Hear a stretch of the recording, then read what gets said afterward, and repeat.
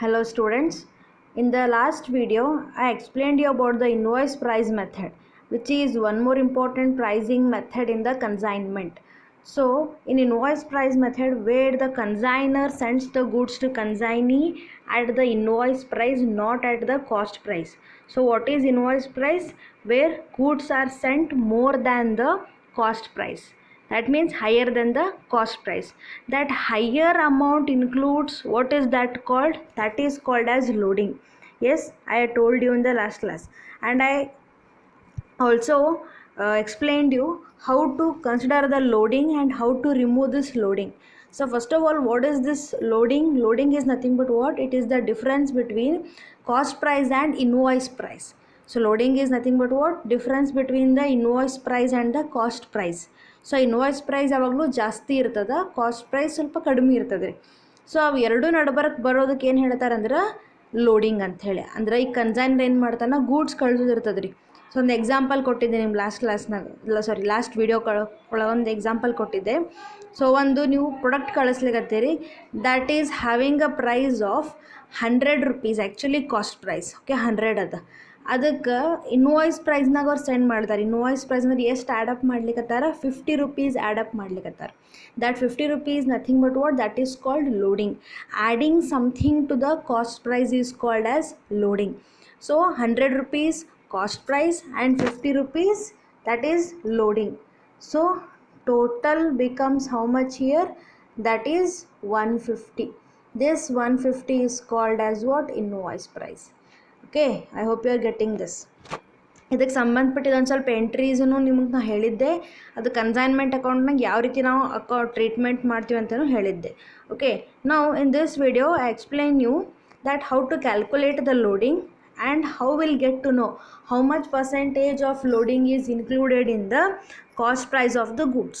So loading concept ಅರೆ ಹೆಂಗದ ಅಂತ ಹೇಳಿ ನಿಮ್ಗೆ ಕ್ಲಿಯರ್ ಮಾಡ್ತೀನಿ ನೋಡ್ರಿ. So see here, so calculation of loading for its adjustment. So see, has already mentioned, loading is nothing but what? Difference between the cost price and the invoice price. Yes, so difference between cost price and invoice price. ಅವು ಎರಡು ನಡಬರಕ್ಕೆ ಬರೋದಕ್ಕೆ ಏನು ಹೇಳ್ತೀವಿ ನಾವು ಅಂದ್ರೆ loading ಅಂತ ಹೇಳ್ತೀವಿ. So let us understand this concept with one simple example. So see here one example ಇಲ್ಲಿ, if invoice price is 25,000, the cost price is 20,000. So cost price ಎಷ್ಟು ಅದ ರೀ? 20,000 ಅದ. Invoice price 25. ಅಂದರೆ ಯಾವಾಗಲೂ ಇನ್ವಾಯ್ಸ್ ಪ್ರೈಸ್ ಜಾಸ್ತಿ ಇರ್ತದೆ ಕಾಸ್ಟ್ ಪ್ರೈಸ್ಗಿಂತ. ಯಾಕಂದ್ರೆ ನೀವು ಇನ್ವಾಯ್ಸ್ ಪ್ರೈಸಿಗೆ ಆ್ಯಡಪ್ ಮಾಡ್ತೀರಿ ಲೋಡಿಂಗ್. ಸೊ ಲೋಡಿಂಗ್ ಆ್ಯಡ್ ಮಾಡಿದ್ದಕ್ಕೆ ಏನಾಗ್ತದೆ? ಇನ್ವಾಯ್ಸ್ ಪ್ರೈಸ್ ಯಾವಾಗಲೂ ಜಾಸ್ತಿ ಬರ್ತದೆ. Okay, so the loading will be 5,000 rupees. You will get to know. Yes, ಇದು ನೋಡಿದ್ರೆ ಅರ್ಥ ಆಗಿಬಿಡ್ತದೆ. ಇನ್ವಾಯ್ಸ್ ಪ್ರೈಸ್ 25,000 ಅದ, ಕಾಸ್ಟ್ ಪ್ರೈಸ್ ಕೊಟ್ಟಾರ. ಸೊ ಇವಾಗ ಏನಾಗ್ತದೆ? ನಮ್ಗೆ ಕ್ಲಿಯರ್ ಗೊತ್ತಾಗ್ತದೆ ಎಷ್ಟು ಡಿಫ್ರೆನ್ಸ್ ಬರ್ತದಕ್ಕೆ ಏನು ಹೇಳ್ತೀವಿ ನಾವು? ಲೋಡಿಂಗ್ ಅಂತ ಹೇಳಿ. ಸೊ ಡಿಫ್ರೆನ್ಸ್ ಎಷ್ಟು ಅದ ರೀ ಇಲ್ಲಿ? 5,000 rupees. So 25,000 minus 20,000, 5,000 rupees is the loading amount. Okay, so from the above following equation, so from this problem they are writing up some equations here. So ನಿಮ್ಗೆ ಅರ್ಥ ಆಗಲಿ ಅಂತ ಹೇಳಿ ಹೆಂಗೆ ಮಾಡ್ಲೇತಾರೆ. So if you want to find out the invoice price, ನಿಮಗೆ invoice price find out ಮಾಡ್ಬೇಕಂದ್ರೆ ಹೆಂಗೆ ಮಾಡೋದ್ರಿ? ಕಾಸ್ಟ್ ಪ್ರೈಸ್ ಪ್ಲಸ್ ಲೋಡಿಂಗ್, ಈ ಫಾರ್ಮುಲಾ ಕನ್ಸಿಡರ್ ಮಾಡೋದು. Cost price plus loading. So ಈಗ ಇಲ್ಲಿ ಇದೇ ಎಕ್ಸಾಂಪಲ್ ತೊಗೊಂಡ್ರೆ, ನಮ್ಮದು ಇನ್ವಾಯ್ಸ್ ಪ್ರೈಸ್ ಎಷ್ಟು? 25,000. How I will get this 25,000? Cost price 20,000 plus 5,000 loading. Next, if I want to find out the cost price here, ನನಗೀಗ cost price ಬೇಕಾಗಿದೆ. So cost price ಹೆಂಗೆ find out ಮಾಡೋದು? Invoice price minus loading. ಯಾಕಂದರೆ invoice ಪ್ರೈಸ್ನಾಗ loading ಕೊಡಿರ್ತದೆ, ಅದನ್ನು minus ಮಾಡೋಕೆ ನಂಗೆ ಏನು ಸಿಗ್ತದೆ? ಕಾಸ್ಟ್ ಪ್ರೈಸ್ ಸಿಗ್ತದೆ. ಇನ್ವಾಯ್ಸ್ ಪ್ರೈಸ್ ಬೇಕು ಅಂದ್ರೆ ಕಾಸ್ಟ್ ಪ್ರೈಸ್ ಪ್ಲಸ್ ಲೋಡಿಂಗ್ ಮಾಡಬೇಕು. ಓಕೆ, ಈಗ ನಮಗೆ ಕಾಸ್ಟ್ ಪ್ರೈಸ್ ಫೈಂಡ್ ಔಟ್ ಮಾಡೋಂಗಿದ್ರೆ ಇನ್ವಾಯ್ಸ್ ಪ್ರೈಸ್ನಾಗ ಮೈನಸ್ ಲೋಡಿಂಗ್ ಮಾಡಬೇಕು. ಅಂದ್ರೆ ಈ ಇನ್ವಾಯ್ಸ್ ಪ್ರೈಸ್ 25,000, ಲೋಡಿಂಗ್ 5,000 ಮೈನಸ್ ಮಾಡಿರಿ, ನಿಮಗೆ ಕಾಸ್ಟ್ ಪ್ರೈಸ್ ಎಷ್ಟು ಸಿಗ್ತದೆ? 20,000 ಸಿಗ್ತದೆ. Okay, I hope you are getting this one. See, if you want to find out the loading here, ನಿಮ್ಗೀಗ ಲೋಡಿಂಗ್ ಫೈಂಡ್ ಔಟ್ ಮಾಡಬೇಕಾಗಿದೆ. ಅವಾಗ ಹೆಂಗೆ ಮಾಡ್ತೀರಿ? Difference between invoice price and cost price, ಇವೆರಡು ನಡಬರ್ಕೆ ಎಷ್ಟು ಡಿಫರೆನ್ಸ್ ಇದೆ ನೋಡಿರಿ? 5,000 rupees. Yes, so I hope you are getting this concept. ಈಗ ನಾವು ಮೂರು ಫೈಂಡ್ ಔಟ್ ಮಾಡಬೇಕು. If you want to find out the invoice price, cost price minus loading. If you want to find out the cost price, invoice price minus loading. If you want to find the loading here, so loading find out ಮಾಡಬೇಕು ಅಂದ್ರೆ invoice price minus cost price. Okay, ಇದು 3 ನಿಮಗೆ main formulas ಅವೆಲ್ಲ. Okay, so ಈಗ percentage ಮುಖಾಂತರ ಒಂದು ಸ್ವಲ್ಪ ನೋಡೋಣ ಅಂತ. See, it means loading is 20% on invoice price. ಇದರ ಅರ್ಥ ಏನು ಅಂದರೆ ಆ್ಯಕ್ಚುಲಿ ಈಗ ನಮ್ಗೆ ಡೈರೆಕ್ಟಾಗಿ ಇನ್ವಾಯ್ಸ್ ಪ್ರೈಸ್ ಕೊಟ್ಟು ಬರೀ ಪರ್ಸೆಂಟೇಜ್ ಕೊಟ್ಟರು ಅಂತ ತಿಳ್ಕೊರಿ, ಕಾಸ್ಟ್ ಪ್ರೈಸ್ ಕೊಡಲಿಲ್ಲ. ಅವಾಗ ನೀವು ಹೆಂಗೆ ತಿಳ್ಕೊತೀರಿ ಎಷ್ಟು ಅಮೌಂಟ್ ಅದರ ಕೂಡೋದು ಅಂತ ಹೇಳಿ? ಅದನ್ನು ಅವ್ರು ಹೆಂಗೆ ಮಾಡ್ತಾರಂದ್ರೆ they will express in terms of percentage. Okay, ಈಗ 20% ಎಲ್ಲಿದ್ದು ಬಂತಂದು ನಿಮ್ಗೆ ತಲೆಯೊಳಗೆ ಬರ್ಬೋದು. 20% ಹೆಂಗೆ ಬಂತಂದ್ರೆ ಇಲ್ಲೊಂದು ಇಕ್ವೇಷನ್ ಅದ ನೋಡಿರಿ, ಆ ಇಕ್ವೇಷನ್ ಮೇಲೆ ಅದು ಬಂತು.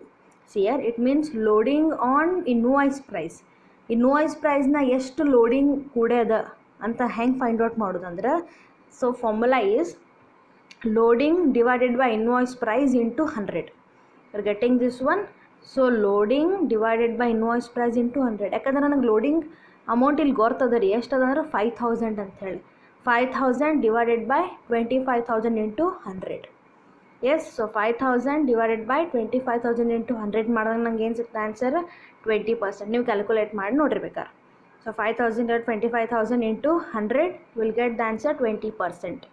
ಸೊ ಈಗ ನಿಮಗೆ ಲೋಡಿಂಗ್ ಗೊತ್ತದ, ನನಗೆ ಇದು ಫಾರ್ಮುಲಾ ಸಬ್ಸ್ಟಿಟ್ಯೂಟ್ ನಾ ಮಾಡಿದೆ ಆರಾಮ್ಸೆ. ಲೋಡಿಂಗ್ ಡಿವೈಡ್ ಬೈ 25,000 ಮಾಡ್ಕೊಂಡೆ ಅಂದ್ರೆ ಇನ್ವಾಯ್ಸ್ ಪ್ರೈಸ್ ಅಂತ ಹೇಳಿ.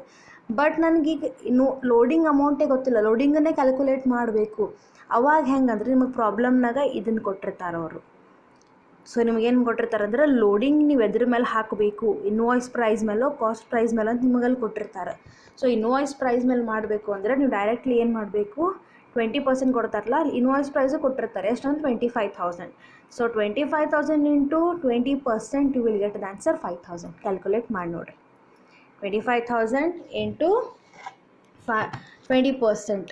So how much you will get? You will get the 5,000 as answer. Okay okay, ಇದು ಎದ್ರ ಮೇಲೆ ಆಯಿತು? ಇನ್ವಾಯ್ಸ್ ಪ್ರೈಸ್ ಮೇಲೆ. ಆ್ಯಂಡ್ ಇನ್ ಕೇಸ್ ನಿಮಗೆ ಕಾಸ್ಟ್ ಪ್ರೈಸ್ ಮೇಲೆ ಅವರು ಲೋಡಿಂಗ್ ಕ್ಯಾಲ್ಕುಲೇಷನ್ ಮಾಡಂತ ಹೇಳಿದರು. ಓಕೆ, ಈಗಿಲ್ಲಿ ನಮ್ಗೆ 25% ಅಂತ ಬಂದದ ಆನ್ಸರ್. ಬಟ್ ಅದು ಹೆಂಗೆ ಬರ್ತದಂದ್ರೆ ಯೂಶ್ವಲಿ ಹೇಳ್ತೀನಿ ನೋಡಿರಿ. ಸೊ ಇಲ್ಲಿ ಏನು ಮಾಡಬೇಕು, you have to consider the loading with the cost price. ಇಲ್ಲಿ ಏನು ಮಾಡಿದ್ದೆ, ಫಸ್ಟ್ ಒಳಗೆ ಲೋಡಿಂಗ್ ವಿತ್ ಇನ್ವಾಯ್ಸ್ ಪ್ರೈಸ್ ಮಾಡಿದ್ದೆ. ಇಲ್ಲಿ ಏನು ಮಾಡಬೇಕು, ಲೋಡಿಂಗ್ ವಿತ್ ಕಾಸ್ಟ್ ಪ್ರೈಸ್ ಮಾಡಬೇಕು. ಅಂದರೆ ಏನು, loading divided by cost price.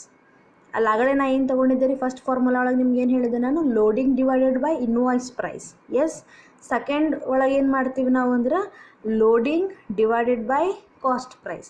So loading is how much here? 5,000 and cost price is how much? 20,000. So 5,000 divide by 20,000 into 100 ಮಾಡಿದಾಗ ನಿಮ್ಗೆ ಆನ್ಸರ್ ಎಷ್ಟು ಸಿಗ್ತದೆ? ಪರ್ಸೆಂಟೇಜ್ನಾಗ ಇಂಟು 100 ಮಾಡಿದಾಗ 25%. So sometimes in the problem they will give this information 25% on cost price. ಅಂದರೆ they will give some percentage on the cost price. So usually ಈ ಥರ ನಿಮ್ಗೆ loading amount ಡೈರೆಕ್ಟಾಗಿ ಕೊಡಂಗಿಲ್ಲ ರೀ ಅದೇ ಪ್ರಾಬ್ಲಮ್ನಾಗ. ಹಿಂಗೆ ಪರ್ಸೆಂಟೇಜ್ ಮುಖಾಂತರ ಎಕ್ಸ್ಪ್ರೆಸ್ ಮಾಡಿಕೊಡ್ತಾರೆ. 20% on invoice price, 25% on cost price, like this. So ಅದರ ಬೇಸಿಸ್ ಮೇಲೆ ಮಾಡಬೇಕು, ನೀವು ಕ್ಯಾಲ್ಕುಲೇಟ್ ಮಾಡಬೇಕು. ಓಕೆ, ಸೊ ಇದನ್ನ ಈ ಥರ ನೀವು ಕ್ಯಾಲ್ಕುಲೇಟ್ ಮಾಡಿದಾಗ ನಿಮ್ಗೆ ಅದು ಈಸಿಲಿ ಸಿಗ್ತದೆ. I hope you are getting this. Okay, so 20,000 ಮೇಲೆ 25% ತೆಗೆದ್ರೆ ನಿಮಗೆ 5,000 ಅಲ್ಲಿ ಸಿಗ್ತದೆ. ಓಕೆ, ಸೊ ಇದು ಒಂದು ಥರ ಮೆಥಡ್ ಅದ ರೀ. ಇವೆರಡು ನಿಮ್ಗೆ ಅರ್ಥ ಆಗ್ಯಾವ ಅಂತ ನಾನು ಅನ್ಕೋತೀನಿ. ಸೊ ಇದೇ ಥರ ಅರ್ಥ ಮಾಡ್ಕೊಳ್ಳಿಕ್ಕೆ ಇದು ಯೂಶ್ವಲಿ ಪರ್ಸೆಂಟೇಜ್ ಆಯಿತು. ಈಗ ಎಲ್ಲ ಪ್ರಾಬ್ಲಮ್ನು 20-25% ಇರುವುದಿಲ್ಲ. ಎಲ್ಲ ಪ್ರಾಬ್ಲಮ್ನಾಗೂ 5,000 25,000 ಅಮೌಂಟೇ ಇರುವುದಿಲ್ಲ. ಸೊ ಏನಾಗ್ತದೆ, ಇಟ್ ಡಿಫರ್ಸ್. ಆ ಟೈಮ್ನಾಗೆಲ್ಲ ಏನು ಆಗ್ತದೆ, ನೀವು ಒಂದು ನಮ್ಗೆ ಟೇಬಲ್ ಅವೈಲೇಬಲ್ ಅದ, ಕಂಪ್ಯಾರಿಸನ್ ಮಾಡ್ಲಿಕ್ಕೆ ಅವೈಲೇಬಲ್ ಅದ. ಸೊ ಇದನ್ನೊಂದು ನೀವು ರೆಫರ್ ಮಾಡ್ಬೋದು. ಇದನ್ನು ಆದಷ್ಟು ನೀವು ಬಹ್ಯಾಟ್ ಮಾಡಿದೆ ಅಥವಾ ನೆನಪಿಟ್ಕೊಂಡ್ರೆ ಬಹಳ ಸಂತೋಷ. ನಿಮಗೆ ನಾ ಸಿಂಪಲ್ ಟ್ರಿಕ್ ಹೇಳ್ತೀನಿ ಹೆಂಗೆ ನೀವು ಕ್ಯಾಲ್ಕುಲೇಷನ್ ಮಾಡಬೇಕು ಲೋಡಿಂಗ್ ಅಂಥೇಳಿ. ಬಟ್ ಇದನ್ನು ನೆನಪಿಟ್ಕೊಂಡ್ರೂ ಭಾಳ ಸಂತೋಷ. ಇಲ್ಲಿ ಏನು ಕೊಟ್ರೆ ನೋಡಿರಿ, here the following are the comparative percentages. Okay, so comparative percentage ಕೊಟ್ರೆ ನೋಡಿರಿ, 16 divided by 2/3% on invoice price, ಅಂದರೆ 20% on cost price, 20% on invoice price, 25% on cost price. So you can notice invoice price ಮೇಲೆ ಏನಿರ್ತದಲ್ಲ ಅದಕ್ಕಿಂತ cost price ಯಾವಾಗಲೂ ಹೆಚ್ಚಿರ್ತದೆ. ಯಾಕಂದರೆ cost ಪ್ರೈಸ್ನಾಗ loading ಕೂಡಿಸ್ತೀವಿ ನಾವು. Cost ಪ್ರೈಸ್ನಾಗ ಏನು ಮಾಡ್ತೀವಿ, ಲೋಡಿಂಗ್ ಕೂಡಿಸೋದಕ್ಕೆ ಅದರ ಪರ್ಸೆಂಟೇಜ್ ಹೆಚ್ಚು ಬರ್ತದೆ. ಇವು ಅಷ್ಟು ಪರ್ಸೆಂಟೇಜ್ ಹೆಚ್ಚವ ನೋಡಿರಿ ಇದಕ್ಕೆ ಕಂಪೇರ್ ಮಾಡಿದಾಗ. ಎಸ್ ಎದಕ್ಕೆ ಕಂಪೇರ್ ಮಾಡಿದಾಗ ಹೆಚ್ಚು ಬರ್ತದೆ ಅಂದ್ರೆ ಬಿಕಾಸ್ ಕಾಸ್ಟ್ ಪ್ರೈಸ್ನಾಗ ಲೋಡಿಂಗ್ ನೀವು ಕೂಡಿಸ್ಬೇಕು. ಇಲ್ಲಿ ಏನಾಗಿರ್ತದೆ ಕೂಡಿತ್ತು ಅಂದ್ರೆ ನೀವು ತೆಗಿಬೇಕು. Okay, so in case 16 into 2/3% on invoice price ಅಂದ್ರೆ that means 20% on cost price ಅಂತ ಅರ್ಥ. 20% ಆನ್ ಇನ್ವಾಯ್ಸ್ ಪ್ರೈಸ್ ಇತ್ತು ಅಂದ್ರೆ 25% ಆನ್ ಕಾಸ್ಟ್ ಪ್ರೈಸ್ ಅಂತ ಅರ್ಥ. ಇಲ್ಲಿ ನೋಡ್ರಿ ಆಗಲೇ ನಾವಿಲ್ಲಿ ನೋಡಿದ್ವಿ. Yes, so 20% on invoice price, ಇಲ್ಲ ನೋಡಿ 20% on invoice price, that means 25% on cost price. ಇಲ್ಲಿ ನಮ್ಮದು 25% ಬಂದದ ರೀ.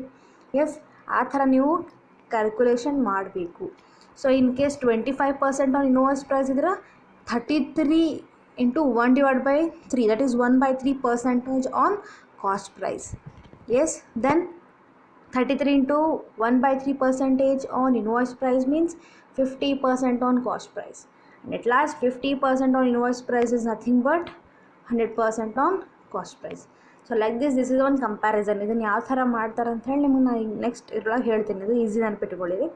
ಬಟ್ ಯೂಶ್ವಲಿ ನಿಮಗೆ ಬರೋ ಎಕ್ಸಾಮ್ಗೆ ಈ ಥರದ್ರಾಗೆ ಬರ್ತಾವೆ.